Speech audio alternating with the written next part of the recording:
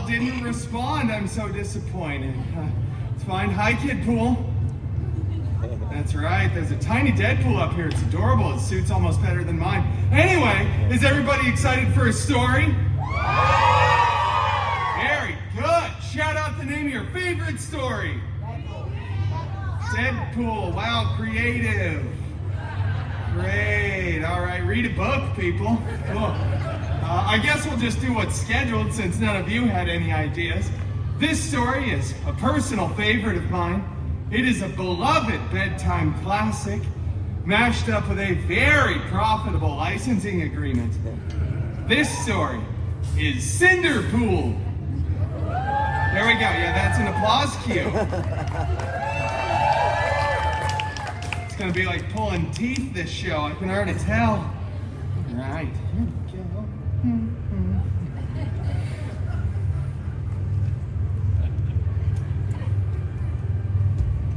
$1 billion company can't buy me a real lamp. Someone really appreciated that joke, clapping hard back there. All right. Once upon a time, you know, it just doesn't feel right when I do that with myself. We should all say those magical words together. Ready? That was bad. Oh, you weren't even close to together. Wow, that was terrible. I'll just do it myself. Once upon a time, Cinderpool lived in a big mansion with his step professor and step mutants. The biggest of those step mutants, Colossus, was always making up silly rules around the house.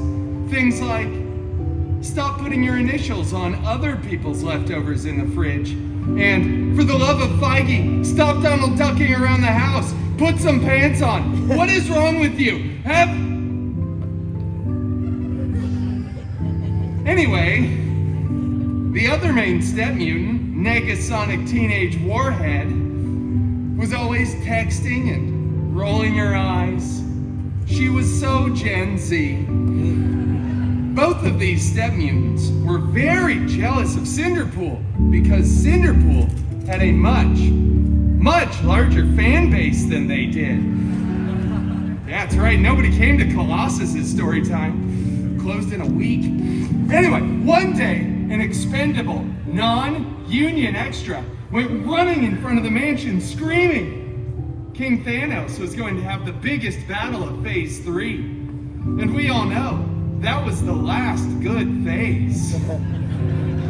Cinderpool desperately wanted to go to that battle, but Colossus said, "No. It is too dangerous, and you are not a good part of the team." Then he ripped apart Cinderpool's favorite costume, and Negasonic blasted with her powers. It was so cool, so Gen Z, so on fleek, no cap, sigma, skibbity, Ohio. I heard the children. Cinderpool was devastated, vulnerable, exposed, -1 million aura as he stumbled out onto the mansion grounds, weeping, desperately trying to earn an Oscar. But then he looked up and saw, beginning to form, a magical golden sparkle circle. And out of that sparkle circle stepped his very hairy god mutant, Wolverine!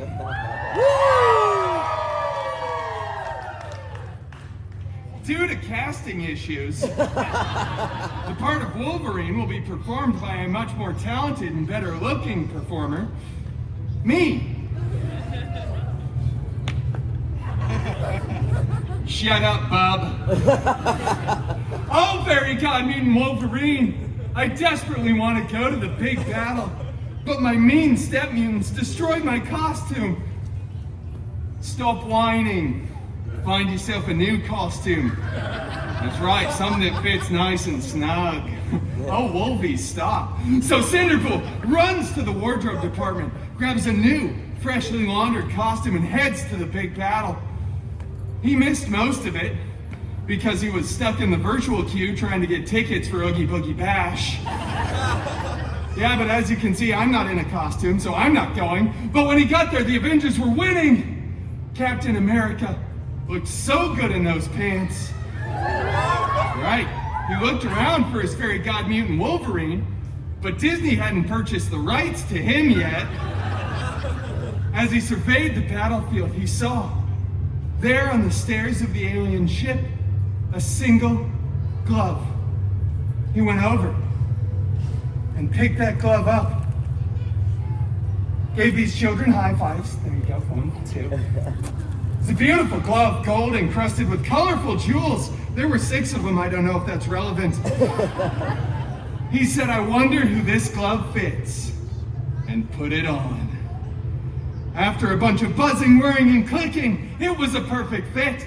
But then all the Avengers start screaming, no, Cinderpool, take that off. You're going to hurt yourself. Thor started crying. Yeah. But all together they said, Cinderpool, do not snap. So we all know what Cinderpool did. Cinderpool snapped. Both physically and mentally, does it all the time too. Just keeps going. People are disappearing, reappearing. Dogs are falling out of the sky. It was really expensive for the VFX department.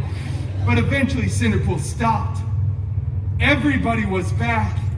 And Cinderpool was the hero who saved the universe.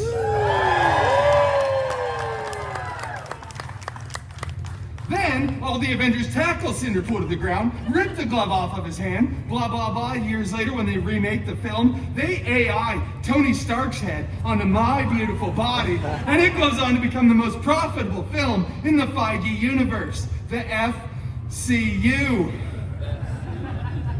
But it's okay, because Cinderpool goes on to start his own film franchise, which breaks box office records. We put in for the Oscars, see if we win anything. And they had to invite Cinderpool back to the Avengers Endgame 2, Electric Boogaloo. And that, ladies and gentlemen, is the true story of how Cinderpool became the belle of the Avengers Ball. Thank you all so much for joining me for that Cinderella story that goes completely off the rails. I gotta go backstage and check my DMs. That's Deadpool messages for everybody here. You've all been wonderful, and I hope to see you again for another story time with Deadpool. Thank you. What's your question? What? I love your shirt. It's me, so of course I love it. I do care about myself quite a bit. All right, bye everybody. Bye.